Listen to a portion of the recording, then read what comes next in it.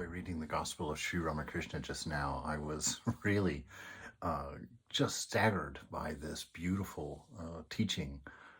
It's I don't know, there's a lot of stuff in it. It's very, very, very interesting to me. And I think this is going to be one of those verses or one of those scriptures that I kind of ruminate and run around my mind for a week here because I can see some things in there tying some concepts together that I haven't really put together before. And I'll share it here with you in a second. There is a sign of perfect knowledge. Man becomes silent when it is attained. Then the I, which may be likened to the salt doll, melts in the ocean of existence, knowledge, bliss, absolute, and becomes one with it.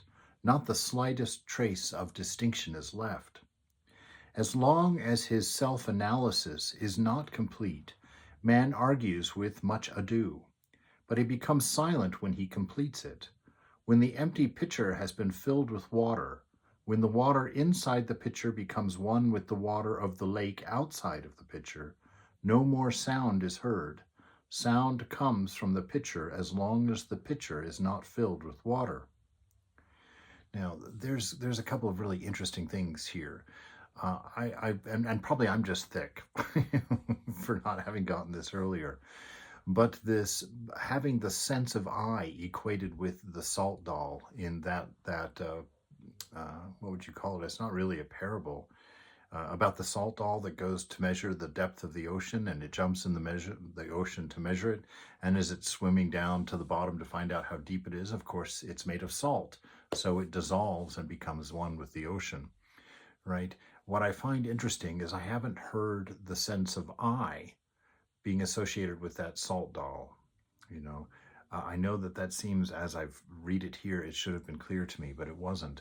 And that this ocean of Satchit Ananda, right, that he's talking about, because I've always taken this as a parable or as a story of sorts and placed these things outside of myself and sort of as an example of some description of some very high spiritual state.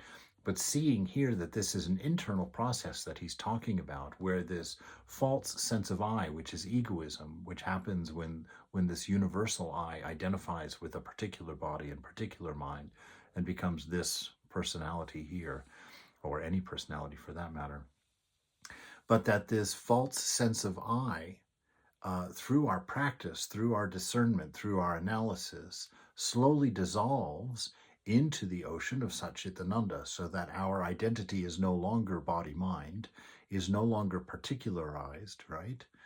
But becomes kind of a generalized act of inspiration from this higher knowledge of what I am, that I am spirit, but I am a spirit of pure and unconditioned love, a spirit of deep and infinite wisdom, and that all of this happens through being, simply through being, and that when perfect knowledge, and perfect knowledge means when someone knows who they are, when they know who they are in relationship to this whole, you know, to this oneness.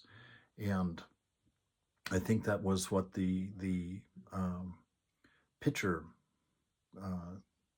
example was talking about. That when we have fully integrated into ourself what we really are, this Satchitananda, that we no longer act from an interest of a particular, right? An interest of a body and a mind, its hungers, its needs, its desires, its longings, its lusts, and whatnot after that. But rather, when we have filled up the pitcher with knowledge, when we have filled up ourselves with knowledge by doing this internalized meditation and discernment to find out what is that within us that is not changing, that through this process of looking for that within us which is not changing, through this process of trying to meditate and still the mind, that we're actually dissolving this wrong sense of I, this ego I. And that ultimately, as we continuously place ourselves in front of the sun of Satchitananda, as it were, the bright star of Satchitananda that is at our center, that as we approach that, it's the I, which is made of salt, which is made of delusion, wrong thinking, wrong ideas about ourselves, as we continually place this in the purifying presence of our own nature, Satchitananda within, that our ego slowly dissolves until it's completely gone, and we're fully integrated then into ourself. We're no longer separate and apart from the whole, where all of our desires are always selfish and always concerned with this particular.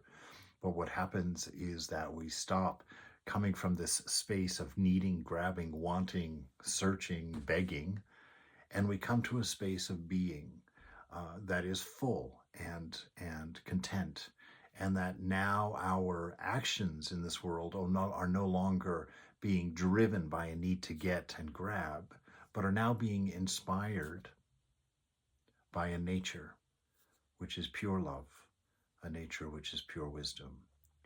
And in that we find our freedom. And that is what integration is. We're no longer separate and apart from the whole. We see the whole as ourself.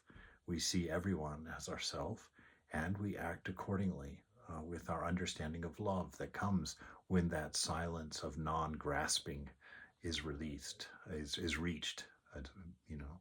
When we come to know that this egoism of particular inside is what causes all of our restlessness and all of our constant searching for more.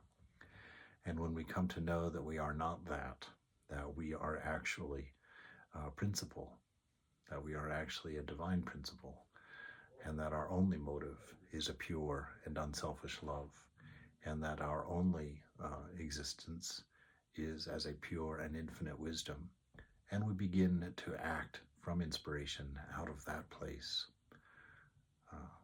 then we find what we're after. We'll find what we are and what the real story is in this magical, mystical experience of life.